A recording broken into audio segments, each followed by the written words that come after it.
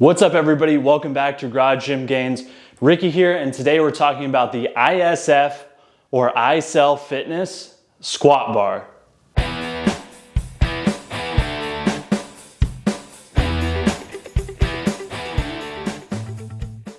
Let's go over the specs real quick. As you can see, the ISF Squat Bar, I'll get out of your way here, is a pretty long bar. It's actually even longer than the Texas Deadlift Bar, which is already a long bar.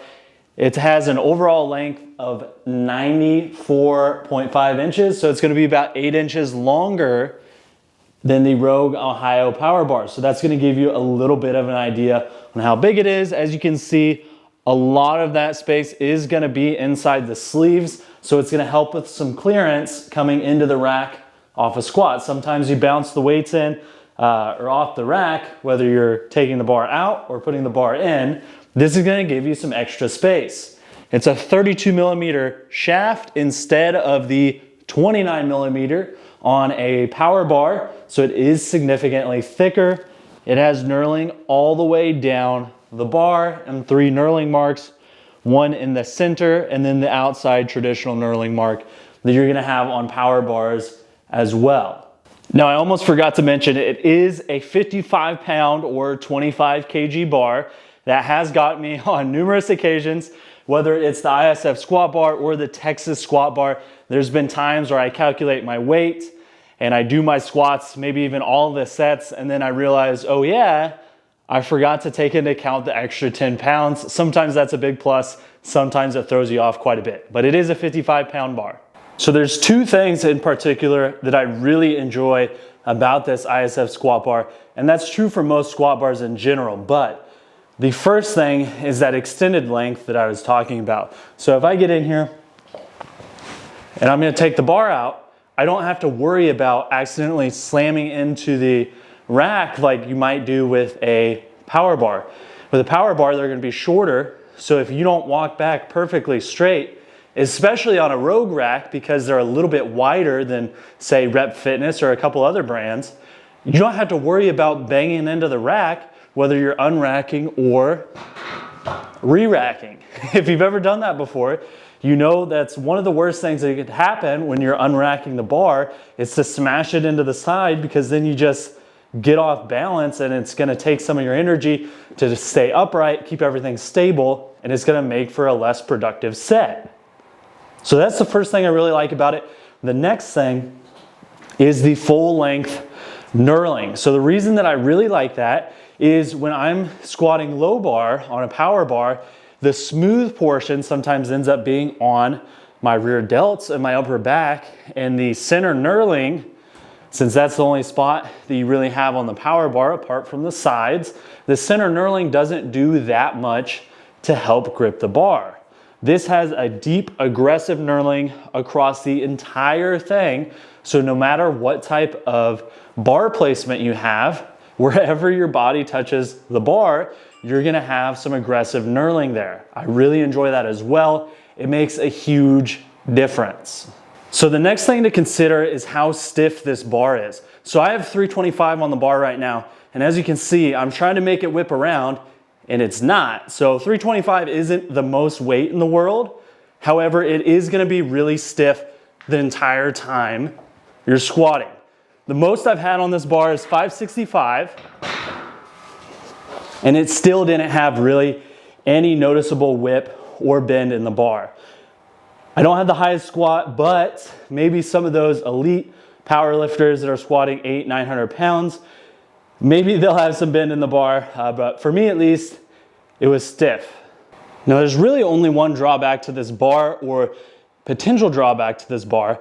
I didn't experience it myself, but I'd be doing you a disservice if I didn't at least mention it. Some people have been getting some inconsistent knurling from ISF. So what I mean by that is it could be real aggressive here, and then it gets kind of smooth through here, aggressive again. It's just not consistent. I didn't experience that at all. My entire bar has a very aggressive knurling on it. However, there were some people in the first few batches that had that issue. I have heard through the forums and such that ISF has been doing a better job, and they plan to do a better job inspecting the knurling and ensuring that it's a complete uniform pattern. Like I said, I didn't have that issue myself, but it is something to consider. The last thing we have to talk about is the price. So right now on ISF, the bare steel version, which is what I have here, is $329. There are a couple of alternatives out there. The Texas Squat Bar from Texas Power Bars is $368 in bare steel. And then Rogue Fitness also has their squat bar, which looks almost identical to this, except it's in stainless steel. So that one's about $440. So it's $120 more, but you do get stainless steel, and that's not something to take lightly. As you can see, my bare steel bar is starting to get just a little bit of surface rust on it. However, I've done a terrible job, like I've said before, with maintaining my bars. I've oiled it one time since I've had it, and that's something you should really probably be doing at least a couple times a month. I haven't been doing a very good job about that. If you're in a basement or a climate controlled area or a gym, you're not gonna have as big of a problem as that as I am out in the garage. I would probably pay an extra $120 to get a stainless steel version. I'm sure ISF has other options. I know they have a phosphate and a couple different colors. I'm not positive if they have the stainless steel version or not, but this is 2020, so let me take a second, just look it up. All right, so it looks like ISF actually doesn't have a stainless steel version. I'm sure that's something in the works that they'll have down the road, but they have a blue ceramic and a black phosphate. So either of those are gonna help the finish of the bar. I like bare steel, I think it looks good. It does get a little bit of a patina, which I think is cool. And theoretically, it's gonna have the most aggressive knurling because there's nothing in between the steel and your hand. Stainless steel obviously is gonna have a fantastic knurling as well. It's just gonna cost you a little bit more money. So to wrap things up, I would completely recommend getting the ISF Squat Bar.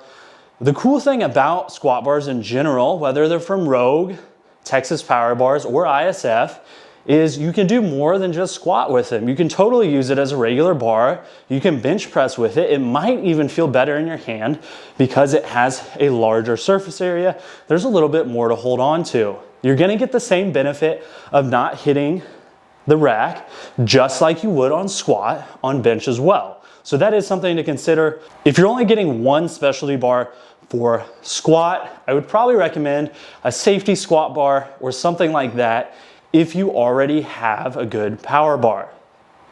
If you're gonna go with a couple options though, like I tend to do, I would totally recommend adding it to your arsenal. It's really a great bar at a good price. Thanks for watching my review on the ISF Squat Bar. As per usual, if you found the video entertaining or helpful in any way, hit the like button below, subscribe if you haven't already. Make sure to check out the Garage Gym Gains podcast on Spotify. It will be on Apple soon as well. It just takes a little longer to get on there. We have a couple episodes up already and hopefully a few more by the time you watch this. We'll see you later.